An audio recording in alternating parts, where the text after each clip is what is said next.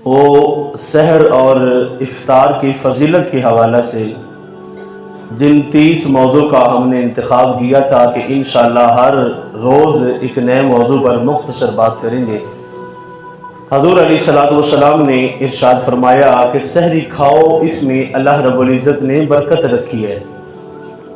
تساحروا فإن السحور برکہ، بخاری شریف کی یہ حدیث پاک ہے کہ سحری کھانے والے پر اللہ اور اس کے فرشتوں کی برکت ہوتی ہے، رحمت ہوتی ہے۔ سحری کھاؤ، اس میں اللہ تعالیٰ نے برکت رکھی ہے۔ جو بندہ سحری کھاتا ہے، پہلے بھی عرض کیا کہ ہمیں سحری کے لیے ضرور اٹھنا چاہیے، اور پہلی اور ہماری اس امتوں میں فرق یہ ہے، سحری کا فرق ہے۔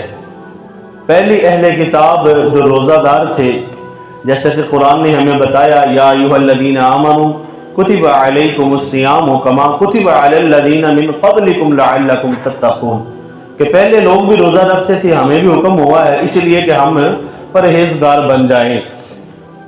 تو پہلے لوگوں میں اور اس امت میں سحری کا فرق بتایا گیا۔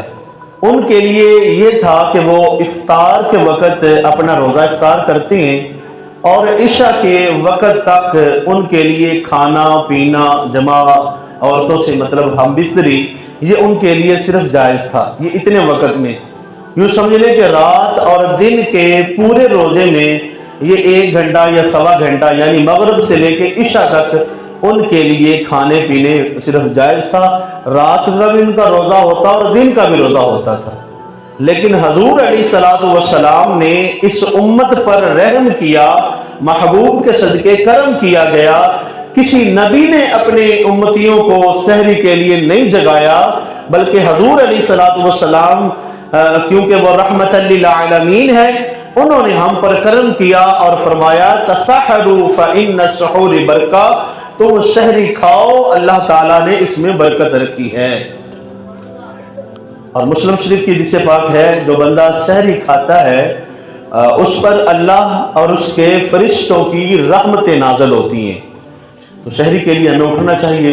جو بچے 8-10 سال کے یا 7 سال کے ہیں، سمجھ بوجھ والے ہیں، ان کو بھی اٹھایا کریں، ساتھ میں وہ سحری کریں تاکہ وہ سحری کی برکت سے محروم نہ رہیں۔ کچھ لوگ کہتے ہیں کہ ہم جناب رات کو اتنا کھا لیتے ہیں کہ صبح سحری کی ضرورت ہی نہیں پڑتی ہے، تو روزہ تو ہو جائے گا، لیکن سحری کی وہ برکت اور رحمت سے جب اللہ تعالیٰ کی رحمتیں برس رہی ہیں، اس سے وہ محروم رہ جائے گا۔ تو ہمیں سحری کے اس نیت کے ساتھ بھی کھانا چاہیے کہ اس وقت اللہ کی رحمتیں برس رہی ہیں۔ پھر ایک فائدہ اور بھی ہے سحری کا، کہ جب بندہ سحری کے لیے اٹھتا ہے تو یہ بھی چلو سوچ لیتا ہے کہ اٹھ گئے ہیں تو اب ہم تہجد کے نوافل بھی ادا کر لیں۔ نوافل جب بندہ ادا کرتا ہے تو وہ رمضان شریف میں تہجد پڑھتے پڑھتے وہ عادت بن جاتی ہے، پھر اللہ توفیق دیتا ہے کہ پورا سال ہی نماز تہجد پڑھتا رہتا ہے۔ جب بندہ نماز تہجد کی باقاعدگی کرتا ہے تو پھر اللہ اس کا نام اپنے برگزیدہ بندے، اللہ اپنے ولیوں میں اس کا نام لکھ لیتا ہے۔ حدیث پاک ہے یتقرب الی عبدی بالنوافل فکنت سمع الذی یسمع بها وکنت بصرہ الذی یبصر بها وکنت یدہ الذی یبطش بها۔ حضور علیہ السلام فرماتے ہیں کہ بندہ نفلوں کے ذریعے اللہ کے قریب ہوتا ہے۔ فرض تو فرض ہی ہے، یہ ایک قرض ہے، اس کی ادائیگی ہر صورت میں جائز ہے، جیسی بھی صورت ہو یہ ہمیں ادا کرنا ہی کرنا ہے، اور نہیں کریں گے تو اس کے بارے میں ہم سے سوال ہوگا۔ تو جو ایکسٹرا چیز ہے، جو زیادہ ہے، وہ نوافل ہیں۔ جب بندہ نفلوں کی کثرت کرتا ہے تو اللہ کا قرب نصیب ہوتا ہے۔ جب اللہ کا قرب نصیب ہوتا ہے تو پھر ہوتا کیا ہے، اللہ تعالیٰ اس کی آنکھیں بن جاتا ہے جن آنکھوں سے وہ دیکھتا ہے، اللہ اس کے ہاتھ بن جاتا ہے پھر وہ جس ہاتھوں سے پکڑتا ہے، اللہ اس کے قدم بنا جاتا ہے، وہ اللہ کے قدموں سے وہ چل کے جاتا ہے۔ اس کا مطلب یہ نہیں کہ اللہ کی آنکھیں ہیں، اللہ کا وہ قدم ہے، اللہ تو بڑی شانوں والا مالک۔ اس کا مطلب یہ ہے پھر بندہ جب اللہ کا قرب حاصل کر لیتا ہے تو ان آنکھوں سے وہ دیکھے گا جو اللہ چاہتا ہے، یعنی کہ پھر گناہ کے قریب نہیں جائے گا۔ ان کانوں سے وہ بات سنے گا جو اللہ چاہتا ہے، پھر گانے، پھر فلمیں، طرح طرح کی لغویات، برے باتیں، ٹھٹھا مذاق، پھر ان سے جان چھوٹ جائے گی۔ پھر یہ زبان وہی بولے گی جو اللہ چاہے گا، ہاتھ وہی کام کریں گے جو اللہ چاہے گا۔ یہ ہے اللہ کا قرب۔ پھر وہ بندے کی آنکھیں وہ اللہ کی آنکھیں ہو جاتی ہیں، ہاتھ اللہ کے ہو جاتے ہیں۔ اس کا مطلب یہ ہے کہ بندہ پھر گناہوں سے بچ جاتا ہے۔ یہ سحری کی فضیلت ہے۔ ہمیں چاہیے کہ جناب سحری ہر صورت جیسے بھی ہو برکت کے لیے خود بھی اٹھیں اور اپنے بچوں کے ساتھ میں اٹھائیں۔ افطار کی فضیلت بھی ساتھ نہیں ہے، افطاری کے وقت بھی ہمیشہ ہمیں باقاعدگی کے ساتھ بیٹھ کر دعائیں کرنی چاہیے۔ حضرت ابو ہریرہ رضی اللہ تعالی عنہ سے مروی ہے، حضور علیہ السلام نے فرمایا 3 بندوں کی دعائیں ایسی ہیں جو بڑی جلدی اللہ کی بارگاہ میں پہنچتی ہیں۔ 3 بندوں کی، ایک کون سا ہے؟ عادل حکمران، ایک عادل حکمران، اور دوسرا روزہ دار، اور تیسرا مظلوم۔ یہ 3 بندے ایسے ہیں جن کی دعا رب کی بارگاہ میں بڑی جلدی پہنچتی ہے۔ تو لہذا افطار کے وقت پہلے بھی ذکر کیا کہ کچھ وقت ضرور پہلے انتظام کر کے دسترخوان پہ بیٹھ جائیں سب مل کر، بچے بھی، بڑے بھی، بزرگ بھی، سفید بالوں والے بھی۔ جب سب مل کر رب کی بارگاہ میں عجز و انکساری پیش کریں گے، دعائیں پیش کریں گے، تو اللہ اس بات سے بڑا خوش ہوتا ہے۔ اللہ وہ دعا بڑی جلدی قبول فرماتا ہے۔ ایک عادل حکمران کی اور مظلوم کی۔ مظلوم کے بارے میں ایک بات ذکر یہ ضرور کرنا ہے۔ پہلے وقتوں میں ایران کا ایک بادشاہ تھا اور اس نے اپنے بیٹے کے لیے استاد کو مقرر کیا۔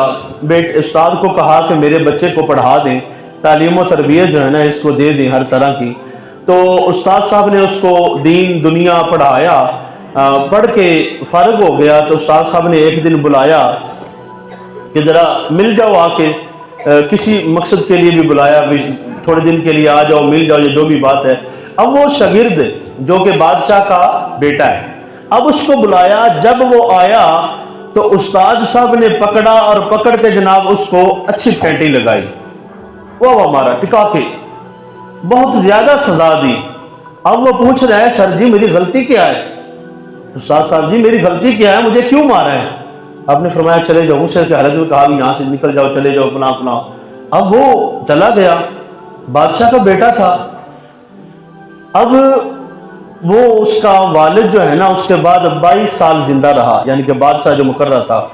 اور 22 سال کے بعد جب اس بچے کی، اس شاگرد کی باری آئی، اب جب کہ یہ سلطان بنا، یہ بادشاہ بنا، تو بادشاہ بنتے ہی اس نے جو پہلا آرڈر کیا میرے استاد کو میرے سامنے لایا جائے، میرے استاد کو میرے سامنے لایا جائے۔ اب وہ استاد جس نے دین دنیا بھی پڑھایا اور اب 22 سال گزر گئے، تو پہلا آرڈر جب اس نے تاج خلافت پہنا تو کہا کہ میرے استاد کو میرے سامنے لایا جائے۔ استاد صاحب اس وقت ضعیف ہو چکے تھے، سفید بال ہیں، آنکھیں بڑی مشکل سے کھلتی ہیں، فلاں بڑھاپا پہنچ گئے، ذوف کو پہنچ گئے۔ تو اب اس نے کہا استاد صاحب جی ایک گزارش یہ ہے کہ آپ نے مجھے اس وقت سزا کیوں دی تھی جبکہ میرا کوئی قصور ہی نہیں تھا، میرا کوئی مسئلہ بھی نہیں تھا، تو پھر مجھے سزا کیوں دی تھی؟ استاد صاحب کہتے ہیں آج دن کے لیے میں نے آپ کو سزا دی تھی، صرف آج کے دن کے لیے۔ مجھے پتا تھا کہ یہ موقع آئے گا، تو بادشاہ بنے گا اور مجھے تو اپنے کٹہرے میں کھڑا کرے گا، مجھے تو بلائے گا، اور صرف اس لیے آج کے دن کے لیے میں نے تجھے کتنے سال ہو گئے اس بات کو گزرے؟ وہ بادشاہ تھا اور شاگرد کہتا ہے جی استاد صاحب جی اس بات کو 22 سال گزر گئے۔ استاد نے کہا 22 سال گزر گئے، جو تجھ پر میں نے ظلم کیا تھا وہ تجھے یاد ہے؟ استاد جی مجھے ہر رات کو یاد آتا ہے، مجھے آج بھی وہ درد محسوس ہوتی ہے، مجھے تکلیف وہ آج بھی محسوس ہوتی ہے، اس بات کو 22 سال گزر گئے۔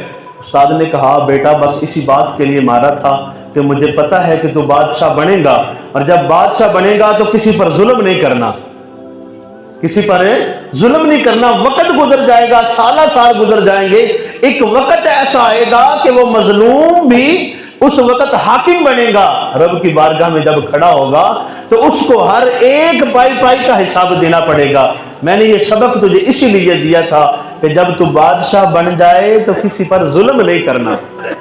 اسی وقت وہ اٹھ کے جناب اپنے استاد کے ہاتھ چومتا ہے کہ 22 سال میں نے وہ بات ذہن میں رکھی اور اس کے بدلے میں میرے استاد نے مجھے کتنا بڑا سبق دیا ہے۔ تو آج مظلوم کی دعا جو ہے نا یہ عرش تک جاتی ہے اور اللہ اس کو اپنے پاس محفوظ کر لیتا ہے، وہ کبھی رائے گاہ نہیں جاتی۔ اور یہ نہ کہا کریں دعائیں تو بڑی مانگتے ہیں، دعائیں قبول نہیں ہوتی۔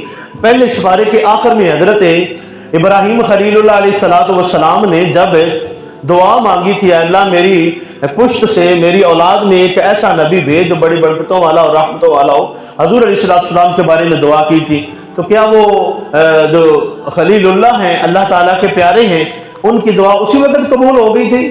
نہیں بھائی، اس دعا کو 2500 سال لگ گئے۔ اور حضرت موسیٰ علیہ السلام نے جو فرعون کے لیے دعا مانگی تھی اس کے لیے بھی 4 سال لگ گئے تھے۔ تو دعائیں قبول ہوتی ہیں، لیکن ایک وقت آتا ہے جو دعا جس وقت قبول ہوتی ہے، اور مظلوم کی دعا، مظلوم کی آہ کو اللہ سنبھال لیتا ہے۔ پھر جب وقت آتا ہے تو وہ مظلوم حاکم ہوتا ہے، اور پھر وہ ظلم کرنے والا ظالم کٹہرے میں کھڑا ہوتا ہے، پھر مظلوم کی سنی جاتی ہے۔ اللہ کی بارگاہ میں جب مظلوم کھڑا ہوگا اور رب سے کہے گا اللہ اس نے مجھے بڑا ستایا، اس نے میرا مال دبایا، اللہ اس نے مجھ پر ظلم کیا، اللہ اس نے میرا حق مارا، فلاں فلاں، تو پھر وہ کٹہرا، وہ کچہری وہ لگنے والی ہے۔ پھر وہاں پہ سفارش، کوئی رشوت، کوئی کسی کام کا نہیں ہوگا، این پائی پائی کا حساب ہوگا۔ اللہ ہمیں عمل کی توفیق عطا فرمائے، مظلوم کی آہ سے بچے، اور افطاری کے وقت خوب زیادہ سے زیادہ دعائیں مانگے، تاکہ وہ دعا کا قبولیت کا وقت ہے۔ اللہ ہم سب کے سحر اور افطار کو قبول فرمائے۔